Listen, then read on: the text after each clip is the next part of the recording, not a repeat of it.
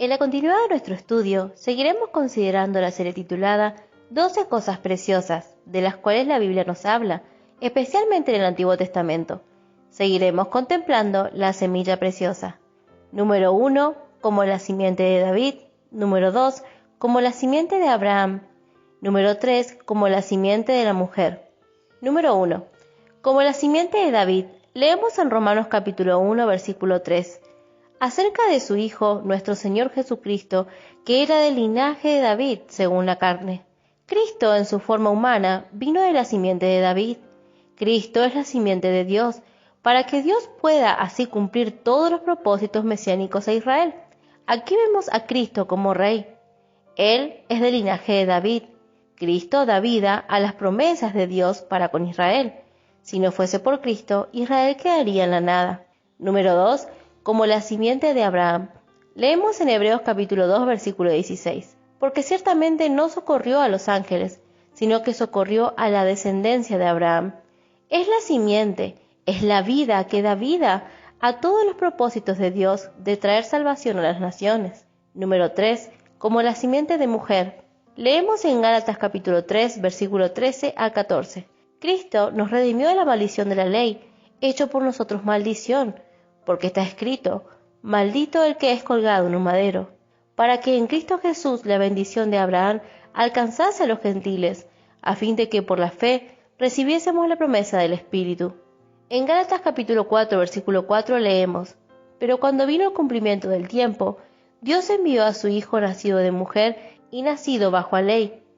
Cristo como la simiente de la mujer, que iba a herir la cabeza de la serpiente, Satanás, e iba a destruir a Satanás, pero tenía que nacer de mujer. Aquí vemos que Cristo es la simiente de Dios, la verdadera simiente de Dios para destruir al diablo y sus obras. Como Pablo nos explica en la misma carta de Gálatas, no de las simientes, sino de la simiente, que es Cristo. Gracias a Dios por el privilegio que tenemos de ser sembradores. Esa fue la manera que Dios escogió. Dios eligió usarnos para que seamos portadores de la buena semilla que es Cristo. Vaya sembrando la buena semilla de la gracia del Señor, de la salvación por fe, del privilegio de ganar a Cristo, pero en la forma correcta y según la palabra nos indica y nos enseña. Tenemos el privilegio de sembrar, no simplemente guardar la semilla en el bolsillo, porque así no es preciosa. Si usted va y habla a otra persona de esa palabra buena que le da tanta satisfacción, ahí será preciosa la semilla que Dios ha puesto en sus manos. Esa semilla es algo de mucho valor. Imagínese lo que costó para que nosotros tengamos la palabra de Dios en nuestras manos para sembrar. La novena cosa preciosa que consideraremos es la muerte preciosa. Leemos en Salmo 116, versículo 15. Estimada es a los ojos de Jehová la muerte de sus santos. Estamos contemplando las cosas que son verdaderamente preciosas de parte de nuestro Dios. Son preciosas en su estimación, ante sus ojos, no precisamente en los nuestros. Para mí la muerte no tiene nada de precioso, y no dudo que para usted tampoco, mirando desde nuestro punto de vista, pensando, así como seres humanos aquí sobre la tierra. Estimada es. La versión revisada de 1960 usa la palabra estimada, pero las otras versiones, como la versión moderna, usa la palabra preciosa, en el sentido de que estamos estudiando. La idea es algo de mucho valor, estima, preciosa. Así es la muerte de los santos a los ojos de Dios. Hablando del punto de vista del ser humano, nosotros no contemplamos la muerte como algo precioso. En verdad, la muerte siempre trae tristeza, ya sea para el incrédulo o para el creyente. Trae tristeza, y los hombres que no conocen al Señor, por supuesto, buscan evitar, eludir, esquivar la muerte. Procuran vivir para siempre. No quieren morir y hacen cualquier cosa para no morir. Ni siquiera hablan de ella. El hombre no quiere hablar ni pensar en la muerte. Tenemos mayor interés en la vida y es lógico, y así debe ser también. Nosotros no pensamos continuamente en morir. ¿Pensó usted esta mañana al despertar, hoy voy a morir? No creo. Tal vez estaba muy enfermo y se sintió morir, pero no pensó en morir literalmente. Tenemos vida y nos gozamos de esa vida, y aún el creyente no piensa mucho en la muerte, pero está siempre presente. David dijo, apenas hay un paso entre mí y la muerte. Y así es, Mirando la muerte así como es una cosa muy terrible. La muerte es una separación realmente. Yo no me di cuenta de esto hasta que llegué a Paraguay y estábamos con la misionera que vivía en Villeta. Y no estuvimos allí por mucho tiempo, cuando murió un conocido, y él era creyente, pero su familia no lo era. El hermano era el único en su familia que fue creyente, y la misionera quería que yo asistiese al funeral como representante de la iglesia. Fui con mi hijo Randy, que era chiquito en ese entonces. A unas cuadras antes de llegar al lugar del cementerio, comenzamos a escuchar los gritos como nunca yo había escuchado, porque antes de eso yo no recuerdo haber asistido a un funeral de un impío. Aunque el muerto era creyente, un hermano, no obstante sus familiares eran impíos, y ellos hicieron el duelo a su manera. Realmente me impresionó cómo la gente, sus seres queridos, se golpeaban el pecho, se acostaban así sobre el cajón, y lo que más me impresionó fue escuchar de la boca de casi todos ellos diciendo, nunca más le veré. Eso me quedó grabado en mi mente, porque yo no había visto cosas semejantes antes. Hay ciertamente amargura en el sentido de dolor, en cuanto de la muerte en sí, que es una separación muy desagradable. Leemos en 1 Samuel capítulo 15 versículo 32. Después dijo Samuel, traedme a Agag, rey de Amalec. Y Agag vino a él alegremente. Y dijo Agag, ciertamente ya pasó la amargura de la muerte. En este relato tenemos las palabras de Agag. Sabemos que él era el rey a quien Saúl tenía que haber dado muerte, pero no lo hizo y quedó vivo. ¿Quién sabe lo que pensó este rey? Tal vez creyó que se lo llamaba para devolverle su corona. Posiblemente así pensó, porque Saúl no le mató, y la amargura de la muerte pasó para él. Tal vez habrá pensado que Samuel era un profeta cobarde, que no le mataría. Estaba muy confiado, y así pensó que había pasado la pena, la amargura, el dolor de la muerte. Aún para los creyentes, la muerte es dolorosa, porque causa dolor.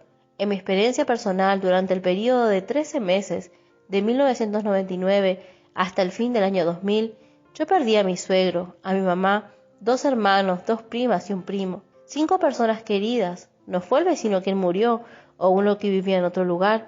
Fueron seres queridos para mí y en 13 meses perdí todo eso. Mis padres perdieron un hijo de 2 años. Él era menor que yo y según me contaron, porque yo no recuerdo muy bien, yo tenía en ese entonces 4 años. Estábamos jugando cerca de la casa y donde jugábamos había una botella de veneno y mi hermano tomó de esa botella.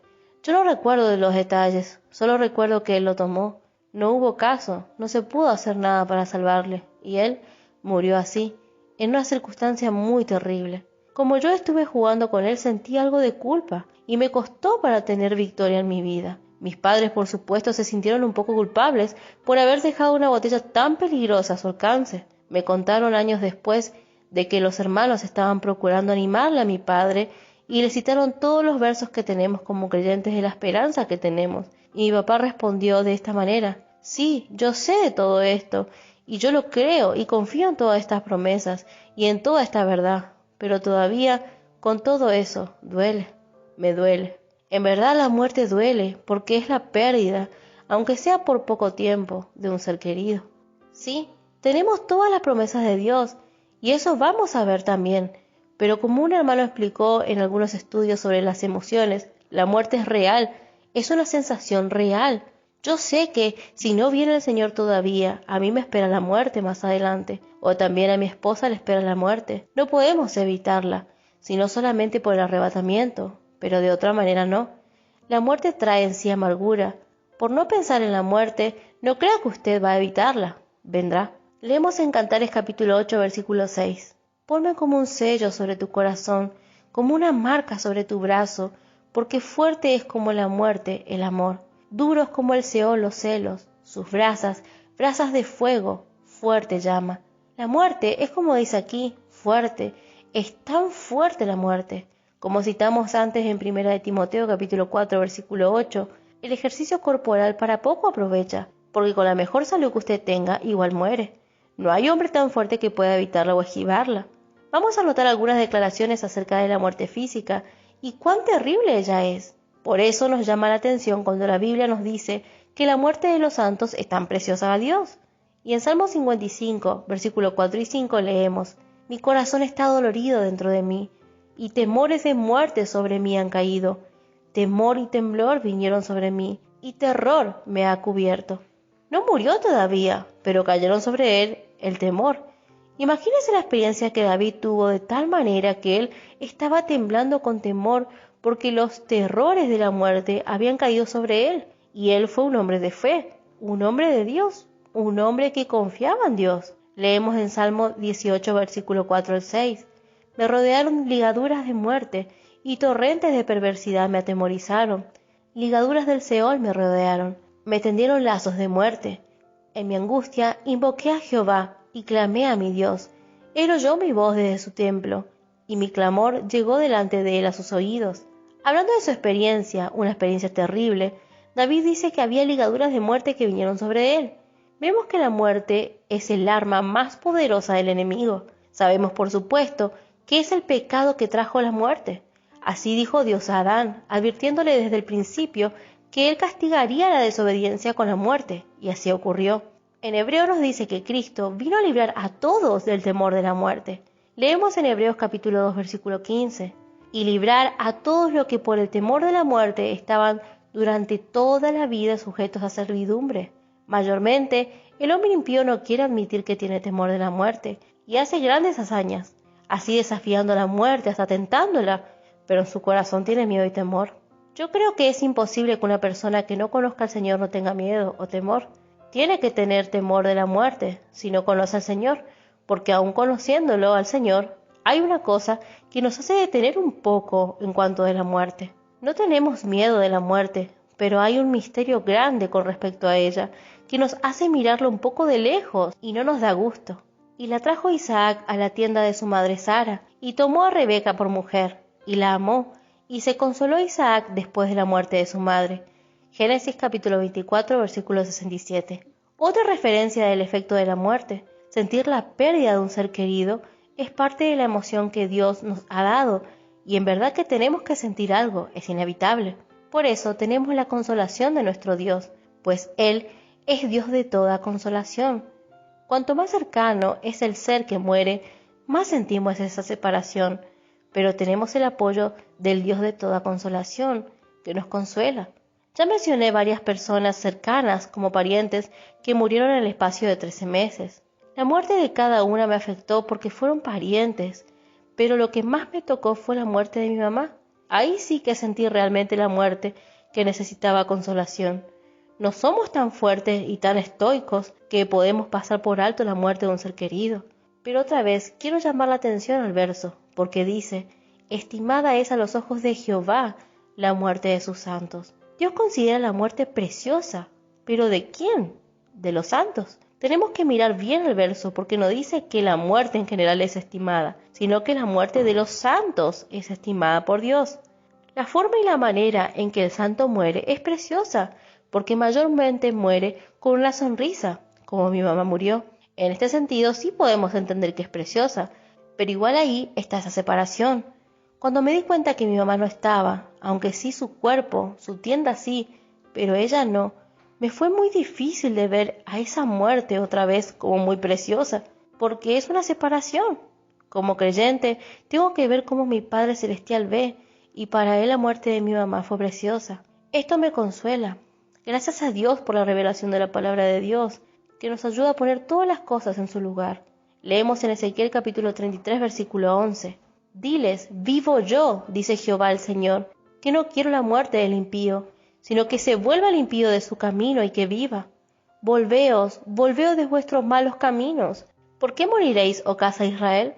En este verso se ve la gran diferencia entre nuestro modo de pensar y el de Dios en cuanto al impío. Tal vez hemos pensado alguna vez cómo ha muerto un impío, un malvado, un perverso, una persona terrible. Qué bueno, qué bien. Mas Dios no quiere la muerte del impío, porque a Dios no le agrada la muerte del impío. ¿Por qué? Porque es una separación, es separación para siempre, es una realidad. Dios es el creador, Él creó a los seres humanos, primero creó a Adán y luego todos nacieron de Él. Todos son la creación de Dios, que Él creó para sí, para su beneficio, para honrarle y ser para su gloria. Pero para el impío la muerte no le lleva a la presencia de Dios, porque es una separación eterna de Dios. ¿Usted no cree que esto toca el corazón de Dios?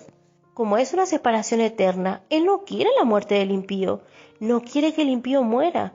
Por eso Él hizo provisión para Adán cuando él cayó en pecado. Dios dijo, hay que sacarle de aquí inmediatamente para que no muera en su pecado. Dios es Dios de los vivos y Él quiere la vida. Otra versión traduce el Salmo 116, versículo 15, así: la muerte de sus santos es importante y no es asunto liviano. Como dijimos, el hombre no entiende el valor y la importancia de la muerte. Recuerde que habíamos dicho antes que la muerte en general es una separación, pero no es así para el creyente mirando desde el punto de vista de Dios. Dios nos creó a su misma imagen. Después el hombre cayó en pecado, arrastrándonos con él. Mas Dios nos ha redimido y está transformándonos a la imagen de su Hijo, y tiene comunión con nosotros, y nosotros tenemos comunión con Él. Pero esto es muy limitado, porque estamos aquí en la tierra, pero esa dificultad y esa limitación van a cambiar. La muerte, del punto de vista de Dios, no es una separación, sino una reunión. Que el Señor siga iluminándonos y dándonos entendimiento de su palabra. Continuaremos con la ayuda del Señor con nuestro estudio. Que el Señor bendiga ricamente. Amén.